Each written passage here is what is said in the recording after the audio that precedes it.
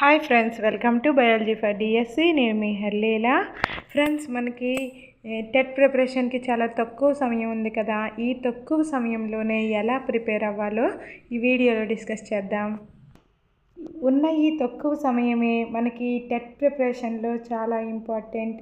ముందు మనం కాన్ఫిడెన్స్ని కోల్పోకూడదు. కాన్ఫిడెన్స్తో మనం చదవగలము అన్న కాన్ఫిడెన్స్తో ఈ కొద్ది రోజులైనా సద్వినియోగం చేసుకోవాలన్నమాట.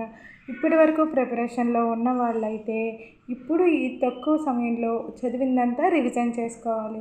ఇప్పటి వరకు అసలు పుస్తకమే ముట్టుకోలేని వాళ్ళు ఇప్పుడు ఉన్న పుస్తకాలని ఈ టైంలోనే కళ్ళతోటే మన కళ్ళు మన ఆయుధాలు అన్నమాట. ఈ టైంలో మన కళ్ళని ఇంట్రెస్ట్గా పుస్తకం వైపు తదేకంగా చూస్తూ ఇంపార్టెంట్ పాయింట్స్ని హైలైట్ చేసుకుంటూ వెళ్తే మనకి ఖచ్చితంగా గుర్తుంటుంది.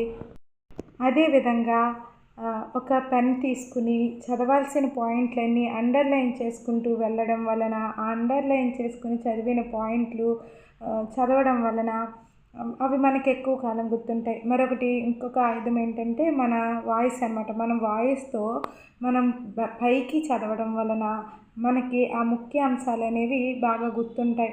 ఈ తక్కువ టైంలోనే అదే లోకం కళ్ళతో చూసినట్లయినా, అదేవిధంగా నోటితోటి కొంచెం బిగ్గరగా చదువుకున్నట్లయినా మనకి ఆ టాపిక్స్ అనేవి వస్తాయన్నమాట. హైలైట్ చేసుకుంటూ పెన్ తీసుకుని హైలైట్ చేసుకుంటూ ఇంత చదవాలా బాబోయ్ అని అనిపించిన టాపిక్స్ కూడా మనం ఇంట్రెస్ట్గా, అంటే ఈ తక్కువ టైంలోనే మనం బ్రెయిన్ కూడా ఇంకా దగ్గరకు వచ్చేస్తుంది ఎగ్జాము అన్న ఆతురతతో ఉంటాం కాబట్టి, ఖచ్చితంగా ఇంట్రెస్ట్గా ఉంటాం కాబట్టి, ప్రేరణతోటి పుస్తకం తీస్తాం కాబట్టి ఖచ్చితంగా అవి మనకి గుర్తుంటాయి.